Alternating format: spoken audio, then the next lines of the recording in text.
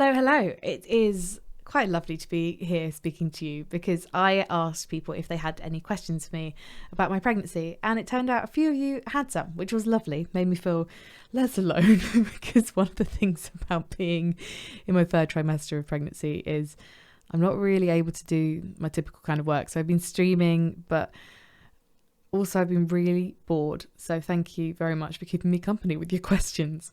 Before we get to the questions though, I wanted to share something with you, which is the moment I found out that I was pregnant.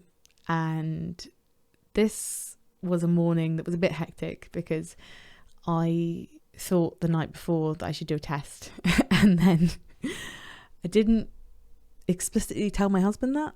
And I just thought he kind of knew just from some of the stuff that I'd said.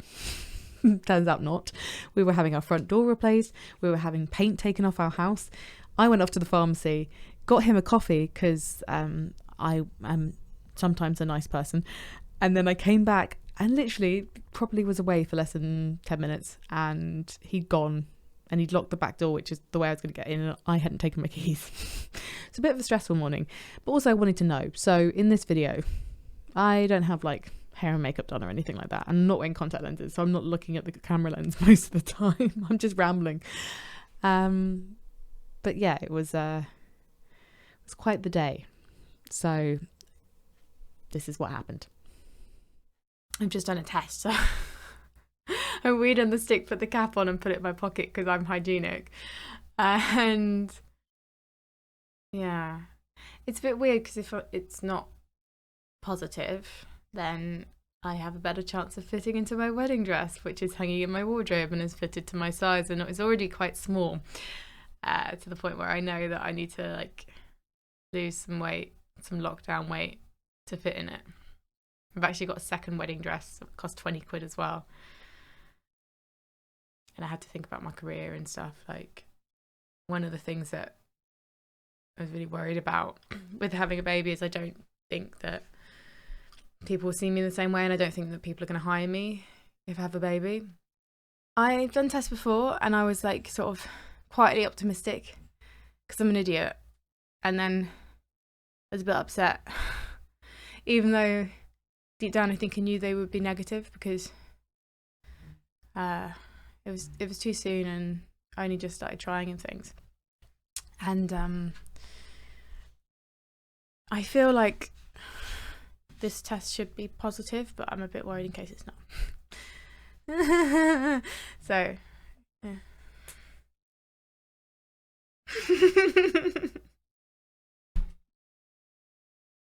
I'm an ugly cry.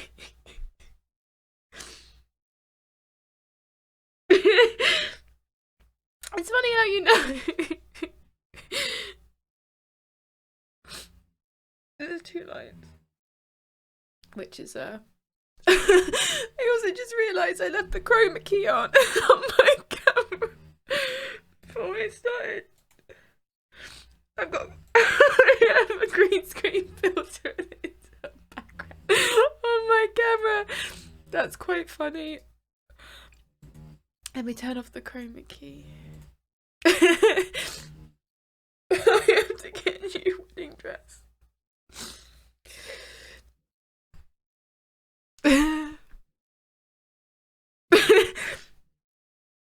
I didn't think I could get pregnant. I just got it in my head that I couldn't. That was really weird. Now I just need to do a good job of my shows. Alright then. I think I'll keep track of how things go, how it feels to be on camera when pregnant. Okay, so let's get to the questions. Some of these are from Instagram and some of them are from Twitter. Starting with Vampire Bado. Thank you very much for this one. How do you deal with cravings, and what was the weirdest craving you had and actually tried? Hope all goes perfect for you and your child come the day. Well, first of all, thank you so much. That's very kind. And thank you for your question. I haven't had cravings as such. Occasionally I want to have more sugar. I want to have ice cream, but I had that before I was pregnant. So in other words, I don't really think that I've had cravings in the same way as other people, sadly. I'm very boring as a pregnant woman, I have to say. The lovely Donna Spock has asked, are you considering a natural birth or a C-section if that's not too personal, and why? I would say both are natural, because C-sections have been around for like a couple of millennia at least. But I am considering going down the old birth canal route. And if I have to have a C-section, then I will have a C-section, of course, because, you know, it'll be some kind of, it will be unplanned. I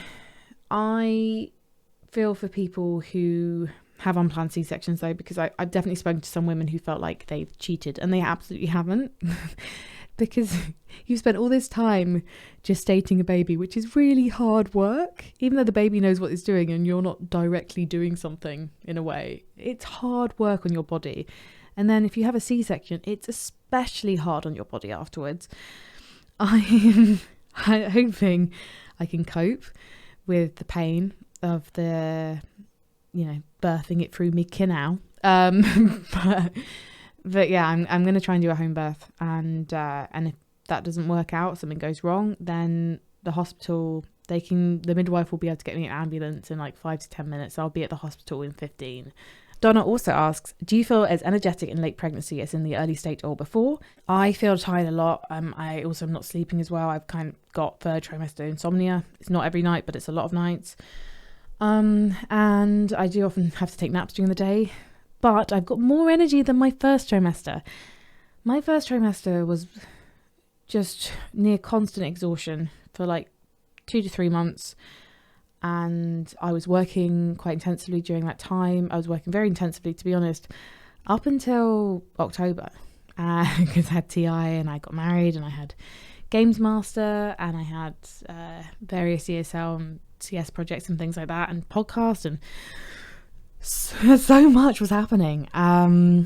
So when I got to my second trimester, I was still really tired. I never kind of got a boost of energy that a lot of women or people say that is experienced in second trimester. I did not experience that. It was better than first trimester, but it wasn't great. Dakota asks, as a lady who definitely does not want kids herself, what's the best thing about being pregnant, and what hasn't been as bad as some people told you beforehand about being pregnant? The best thing about being pregnant is seeing the baby move, because it's really funny. And I sometimes sit in my living room when the curtains are closed, and I sit there and I'll like have my top over my bump and I'll just look at the baby moving, and that's really fun because it's like an alien in there. Sometimes it's quite subtle, and sometimes like my belly is just like rolling, and that's quite amusing for me. Clearly I'm very immature. What hasn't been as bad? I didn't have morning sickness as bad. I had evening sickness towards the end of my first trimester, but then the sickness wasn't as bad for me. However, like my sister with her first pregnancy, oh my God. That was, yeah, my sister had really bad sickness and I didn't. So I know that women can have it so bad. So for me, that wasn't that bad, but I know it's absolutely awful for other women. Jermaine asks, what's the one useful thing I can be doing as a husband for my pregnant wife? There's no one answer to this really, because there's lots of things you can do, and you can do for each other as well. For me, I think when she is tired, helping to keep things clean and stuff like that, like knowing the division of roles that you have. So for example, like I do cook for my husband, but he does a lot of the cooking. I tend to be the one who's clearing up in the morning and all that kind of stuff. I've been the one that's organised pretty much all of the baby stuff. Having a plan and having an idea of what you're going to do when the baby arrives, whether that's like your paternity leave, how you want to support and all that kind of stuff, that's definitely, I think, something really useful. But also just reassurance, like definitely reassurance. And also congratulations on the pregnancy. This is a great question from Lovely Wishful Kit. Thank you so much for your question. And it's poorly worded. She says, I don't think this is poorly worded at all. But were there any impacts of being pregnant that you didn't expect, or things you expected that didn't happen? Things like people giving up seats, their newfound desire to touch the bump, etc., etc. I have definitely had friends touch the bump, but I haven't had strangers touch the bump. Normally it's drunk friends. I'm entirely sober and they're drunk and they're like, and I'm like, yes, you can touch the bump because you're my friend. And like, you know, it's not some, like, I'm very happy for my friends to touch the bump. It is genuinely the best thing actually about being pregnant. Now I'm thinking about it. People haven't given up their seats actually a lot of the time on public transport. I have a baby on board badge that we have in London, which is great. But yeah, people haven't been that generous, I have to say. Early on when I wore the badge, and I wasn't really showing, I was in my second trimester, there was this lady who saw I had a badge on a train, and she was so nice, and she struck up a conversation. We were on, she got off before I did, but she was just like, do you want me to say anything? I remember what this was like. I've had 3 kids. I've just finished my third maternity leave. And that really meant a lot to me, actually, to just be noticed and have someone chat. And it was just so nice. And that's quite rare in London, that someone talks to you on public transport. One of the things that I realised kind of midway through my pregnancy was that me sitting on a bus or on a tube, it is about, obviously, the fact that often, especially in third trimester, I'm in a lot of pain when I'm out and about. Something called pelvic girdle pain that, started in my third trimester. But it's also about the baby not getting hit. It's about the bump, people not falling into my bump and potentially causing internal bleeding or anything serious. So that's one of the reasons that pregnant women should be sat on public transport. It's not just about the woman, it's about keeping the baby safe. And that's definitely something that I never ever thought about before I was pregnant. But I described the first time I felt the baby move. That's been asked by Katie Jennison. Katie says, I said like a butterfly, but someone else described it as like holding a goldfish in a bag filled with water and its tail just brushes by your hand as you hold it. That's interesting. Okay, so I have held a goldfish in a bag of water, but not since I was probably about 8 years old at a fun fair. So for me, it was like flicking. So maybe the baby had fetal hiccups. It was week 20 and I was playing Assassin's Creed Valhalla, and I remember sat on the corner of my sofa and it happening, and just it made me giggle and it was lovely. Hampus, will you decline hosting esports events that require you to travel for too far? I'm a father of 2 and I'm not sure if I could handle being away too long myself. Take care and good luck with everything. Thank you, Hampus. I don't really necessarily think about the distance of the esports events. I think about the length. So although, to be fair, some events in Europe with ESL, CS events, for example, they'd sometimes have 4 or 5 days off between matches. So maybe I could come back for a few days, or the baby could come and join me. But yeah, I think it's more like I would love to do ESL Pro League. However, I can't really do ESL Pro League, I don't think, because that's 6 weeks long. So unless the baby came and lived with me for 6 weeks, it's not really so possible. Prince Plus Ping. Are you scared of the pain during birth, or do you not think about it? In terms of the pain, I mean, I've been doing NCT, so antenatal classes in the UK, and they talk a lot about pain and pain relief. And so if I think about it, yeah, it's kind of intimidating, but also hypnobirthing, I've kind of read stuff. I haven't been to a proper course, but hypnobirthing is a technique around breathing and affirmations and light touch massage. And one of the things they teach you in hypnobirthing is they don't call contractions, they call them surges. And instead of saying pain, they say power. And the whole thing about it is that your contractions, they're part of you. They're not bigger than you because they're generated by your body. So I think thinking in terms of that and how I'm the one with the power and it kind of makes it feel much more like an optimistic situation. And also at the end of it, I'm going to meet my child, which is wild. Mika Fabs wants to know, what can tournament organisers do to help women in esports in entering this phase in their lives during or post-pregnancy? For example, are there already breastfeeding areas and venues? How should work hours be adjusted for soon-to-be mothers? Very curious. I'm trying to think. Okay, so when I worked for TI, when I worked for the International, my shifts were scheduled so that I didn't have any breaks in the day, so that my days would be shorter, if that made sense. So I was still working basically an entire day, and I was kind of trying to go to bed between 10 and 11 p.m. and then I'd be up at 6 a.m. the next morning because I was always on the first shift of the day. I'd finish the third series of the day, and then I'd go into researching and prepping the desk for the next day. So I was very fortunate that if I'd been doing 4 shifts a day, I wouldn't have had any prep time. So I think it's honestly just having better hours for everyone, not just pregnant people, but actually looking at how things are scheduled and looking at how long shows are and things like that, because it's not just the hours that you're doing that you see on screen, it's the hours you're doing around around the matches as well. And like sometimes you've got 3 or 4 best of 3s a day. They're so exhausting. Those days are so long. So yeah, in terms of breastfeeding areas, I have no idea. I always share a green room with a load of boys and toilets and things like that. Like I don't have my own space, and that's fine. I don't expect to have my own space because we're all talent, right? But if I was to be pumping, then I would want somewhere to be able to do that and to have that privacy to do that, because I can breastfeed under a blooming scarf if I need to, but I don't think pumping is going to be quite so practical.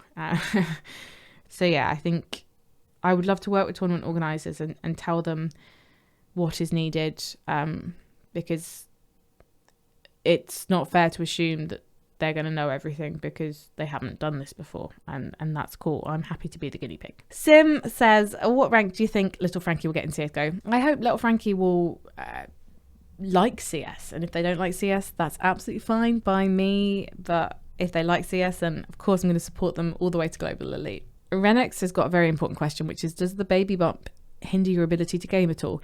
Yes, it does. It's really hard to get my bump under this table, so I can't so I hurt my back because I lean in because I'm trying to hunch myself over, and yeah, it's actually quite hard. Jake William with a late question. So there is a tiny human growing inside you as we speak. How does that feel physically and psychologically? As the nature of this question suggests, yes, I'm a dude. You don't physically feel the baby obviously grow, because the baby's going to feel itself grow more than I will feel it grow. But I feel my skin growing, like my skin expanding, and that's like really tight sensation. Weirdly, it doesn't feel strange psychologically. Like it feels very normal that there is a child growing inside me. Like that's the most natural part of all of this. It just feels quite normal. It's all the stuff around it where I'm in pain, or like progesterone hormone is making me feel anxious and tired and things like that. Like that's kind of the more difficult side of things for sure. So it's Sunpai, aka Sunpai, the content creator, has asked, is it hard to deal with your hectic schedule while being preg? You make it look easy. That's very kind. Well, my schedule is not hectic anymore, and I'm really struggling. I feel so guilty. I don't even sort of spend the spare time playing games because I feel bad about it, but also like I can't be in certain positions for a long period of time, so it's too uncomfortable. Also, I need to download something onto my Xbox that isn't Assassin's Creed Valhalla, because I just go through peaks and troughs with that game. So I need to play Yakuza or something. Sorry. But yeah, I mean, I think it's because I try not to, I definitely do moan and groan on social media, but I'm trying not to moan too much. So that's probably why it looks easy, but I promise you it's not. Sukman asks, did you feel the prego glow up? So the pregnancy glow thing is just kind of more of a generation of oil. And so I don't actually moisturize my face anymore. I don't actually use oil on my face. And I think that's helped my skin stay relatively kind of normal. I know there isn't such a thing as normal, but more balanced, I guess. One thing is that is cool actually that I haven't mentioned is that my hair, I rarely lose hair now. So what's going to happen after the baby arrives is I'm going to shed all this hair that I've held on to. So right now I really love my hair. I have been streaming Counter-Strike today, so it's kind of a little bit more flat and headphone affected, but yeah, I'm kind of digging it. So that's my favorite thing about the glow up. Robert Dieter asks, have you listened to any podcasts regarding pregnancy/parenting? Can recommend PG by Rose and Rosie. Thank you very much for that. I've listened to a bit of Is It Normal, the pregnancy podcast by Jessie Ware, because I love her Table Manners podcast. I love her music.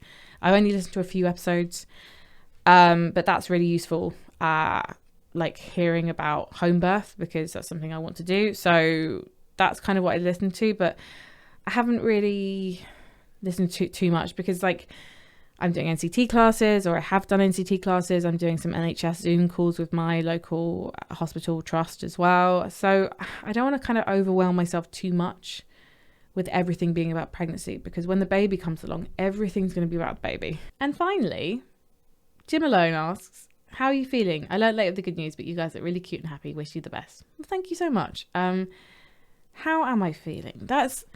You know when you're not feeling good and someone asks you, how are you doing? And then you're like, oh, I'm not good. I'm okay. Yeah, I am good. This week, some of you might have seen on my Instagram, I had a fall. I had to go to hospital because I'm something called rhesus negative, Rhesus negative is something they think that Anne Boleyn had. It's where your first baby has a different blood type to you, or any of your babies actually, to be fair, has a different blood type to you. And so I have a negative blood type, my husband has a positive blood type, and the baby has got his blood type. And so that generates antibodies.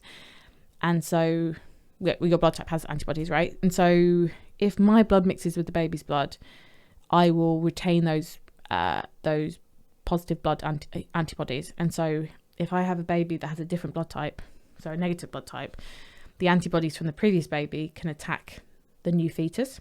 I think that will only happen if the blood types mix. So what I have to have is an injection of something called anti-D. So I've had my first injection, but when I fell, just in case I had any internal bleeding, I had to have another injection. So I had to go to hospital, be monitored for half an hour. So I just lay in a room with nothing except my baby's heartbeat to listen to. And then the next day I went back and had an injection, and the NHS, like the midwives, were incredible. So in terms of how I'm feeling, it has been a hard week, but I'm also feeling really good because I'm very fortunate in my life right now, and I'm going to meet my baby soon. So there's not much better than that, right? It's coming up to Christmas, going to have the family round.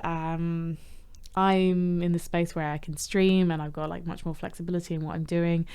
I'm so scared about not getting to go back to esports and all that kind of stuff, but I'm also trying to train myself to focus on like the present and the near future rather than what's going to happen like next year and in the distance. So yeah, and I'm very fortunate that so many of you guys sent some questions to me. So thank you so much. It's so kind of you to spend your time doing that.